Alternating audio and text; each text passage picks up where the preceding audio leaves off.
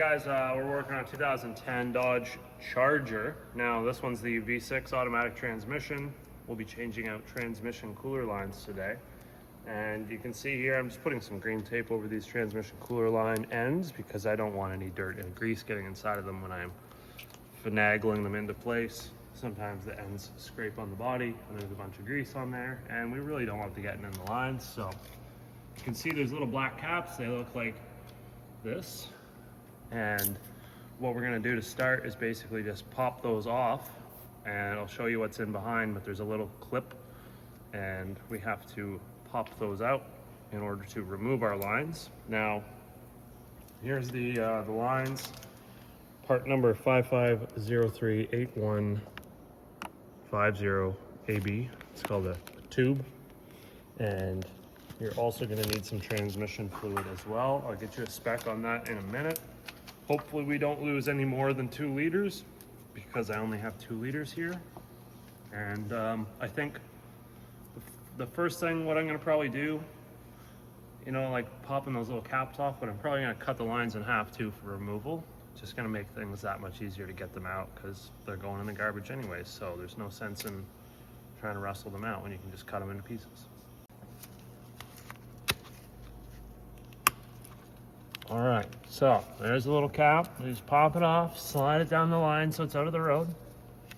And then we get to deal with these little clips. So you'll notice that they'll have an edge on them. I might actually just grab one out of my toolbox to show you what they look like so you have an idea. But there'll be 2 little ends that stick out. And using a 90 degree pick is the best way to get them out, in my opinion. Okay, so I just used my 90 degree pick here and pushed up on the end of the clip until it pops out. You can see it on the other side, how it's just kind of hanging out. And then all I do is go in there and use the pick to finish it off and pull it out, just like so. And once we have that out, the line will then be free to slide out of that fitting. We do have to do the one that's above it up there as well. And they're the exact same design on the other end of the transmission lines at the radiator, except by the looks of things, they go into not the back of the rad, but into the side. So this is gonna be interesting. A flathead screwdriver this time to pop those off, much easier. That's a smarter choice.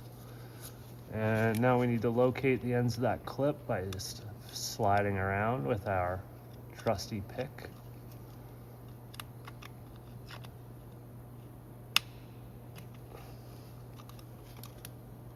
There they are. There it is. Clip number 2, completely removed. Okay, now, when we pull these out, a bunch of transmission fluid's gonna spill out, so be aware of that. Don't be underneath there looking up here, pulling the lines out. So you're gonna get transmission fluid all over your face. I think at this point in time, I'm just going to basically put an oil catch can underneath it here, and we're gonna cut these lines in half, and then we can pull them out. I should just cut the Sawzall. I need to get the oil bin because this thing's gonna puke. Where's the oil bin?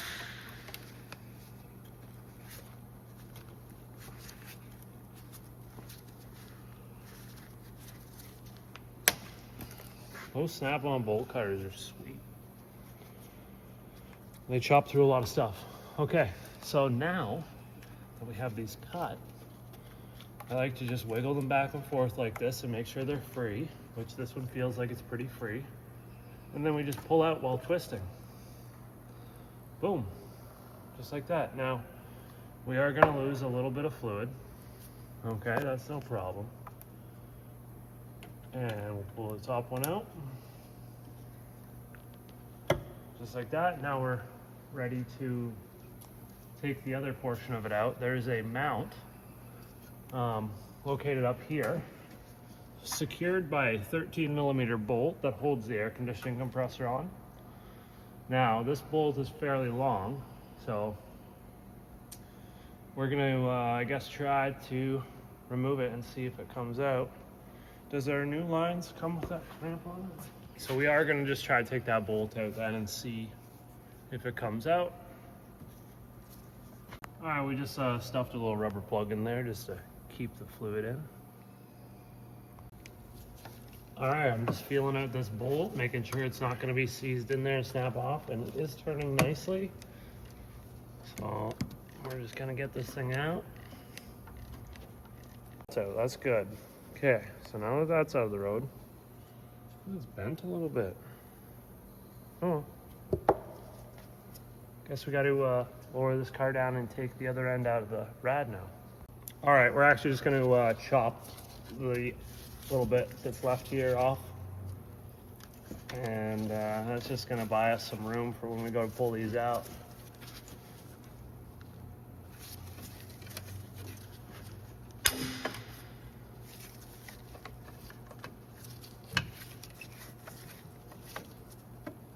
You could use a Sawzall if you want. You don't have to use bolt cutters. I just grabbed these. Or you could use a zip disc or whatever. Yeah.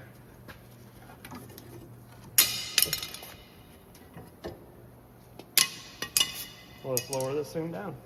Okay, so we're just gonna rip this off now.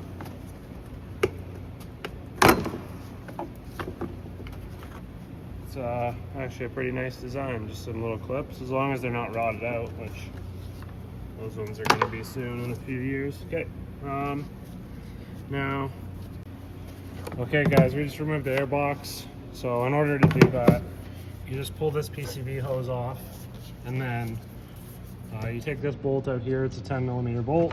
You undo this clamp here. I just use a flathead screwdriver, and then pop the hose off, lift this thing out. Airbox out of the road.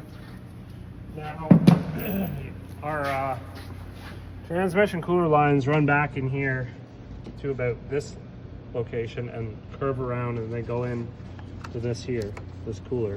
I think this is actually the AC condenser, but that's where it looks like they go into. So we have to get this cover out of the road, and it's a very tall cover, so it goes from here all the way down to the very bottom, and it's an air dam is what it is, so that all the air gets pushed into the radiator and air conditioning condenser.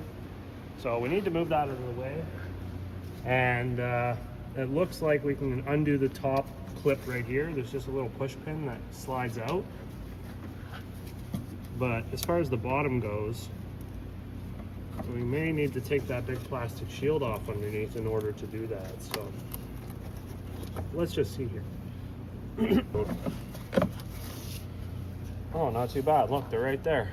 Okay, now we're gonna have to go in through this hole here. I'm gonna get a light in here and show you guys. One second. Okay, there's a better look for you. So I'm just gonna pop those caps off. You're probably not gonna be able to watch me do it because my hands are gonna be in the way. But I'm gonna see if I can just do it without taking the bumper or any of the supports or anything off. And we'll let you know. One. Man, these lines are gross. Okay, now, these fittings, they're made of aluminum.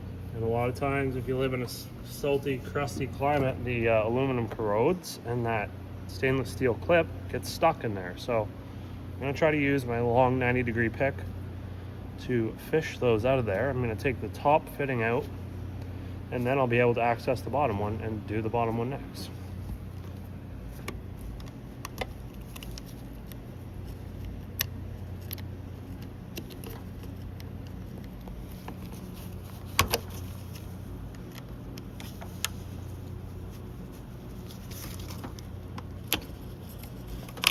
Yeah, so just as I suspected, they're all corroded in place. So I'm just gonna have to go around and scrape all this corrosion and rust out of the way. And I'll probably hit it with a bunch of penetrating oil as well, just to try to loosen up and free up any of that stuff. It's the best way to do this. And eventually you will get the clip to come free. You just need to be patient, and we need to wash all that corrosion and rust out of there. All right, so we got this thing soaking right now. The line is so rotted into the fitting, it is not moving at all. The line's just twisting. And the trick to getting these things out without them snapping off is to just soak the living hell out of them with penetrating oil and work them back and forth slightly, and then let them sit. More penetrating oil. You just keep doing that over and over and over. I don't really want to hit it with any heat, only because all the plastic that's around, and the looks like the side of the rad is plastic as well that's right beside it, so I don't want to put any flames in there, but we're just going to keep at this. All right, one out. Time to do the other one now. Those are rusty. There.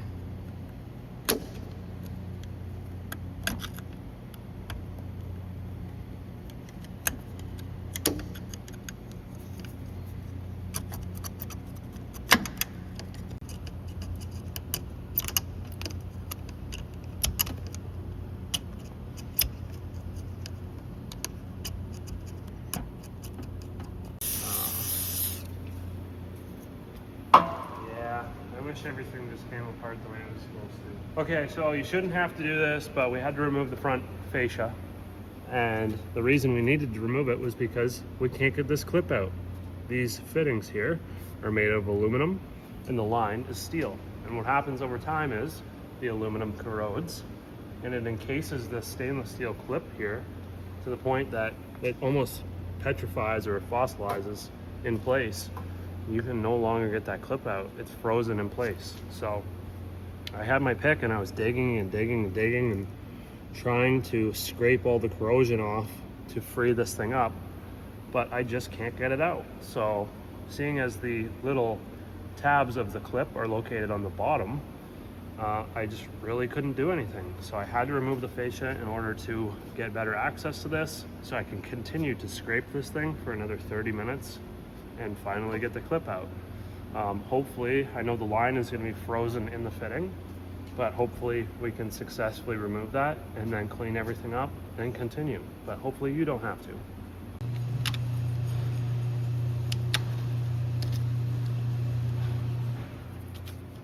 All right guys, so after quite some time, we were able to get the line out, and then you just basically, or sorry, not the line, the clip. And then I try to just work it back and forth basically to free up that corrosion, spray it with penetrating oil. Because we don't want this clip to snap in half, because your new lines aren't going to come with clips. And yeah, if they snap in half, then you got to try to extract the other side, and it's a pain. So now we got this hopefully coming out. Maybe, maybe not. It's still pretty frozen in there on the bottom. All right, we successfully got that one out. Now we get the chore of taking this line out, because it's going to be frozen in there too, right? So more penetrating oil, more scraping, trying to get all this corrosion and rust out. Just got to keep at it.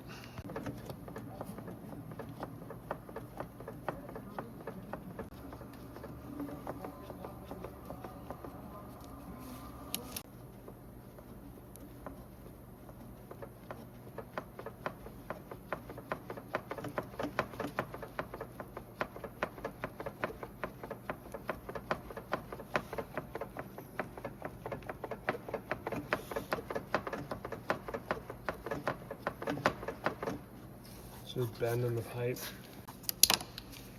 The line just squishes and then my vice grip's loose. Yeah.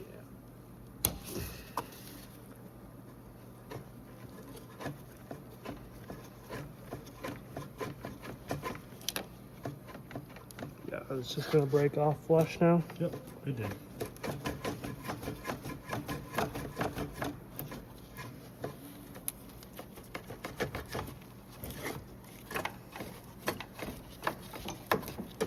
Ready? Okay, so yeah, basically this line's so seized in there, and then pieces of it were breaking off, like the fitting was breaking off, and it's cracked in 2 more spots. So this fitting's junk. So now I just retrieved the old lines that we took out of the transmission, and I cut them, and I'm going to flare them so that I can just run a piece of rubber hose and loop it around, just as a bypass, temporary thing, of course, until I can get a fitting and then fix it properly. So kind of sucks. I guess this is kind of worst case scenario, but we run into this stuff quite a bit at the shop, so thought we would just tell you how it is. So that's what I'm doing now. I've got the lines, chopped them off. I got a little pipe cutter and got it all cleaned up. I'm gonna flare the ends, rubber transmission cooler hose, clamp it on there, and we'll just set the transmission fluid level. But I don't know, do you wanna, when we get the fitting, are we gonna like finish up? All right, so basically you're just going to, at this point, hopefully you didn't have to take the bumper off. Hopefully you were able to just sneak those clips out, pull both lines out, and then remove the old lines. And then at that point in time, what I do is I take the little clips, I reinstall them back into these fittings. And it doesn't matter in what orientation they go, because there's 3 slits in this fitting.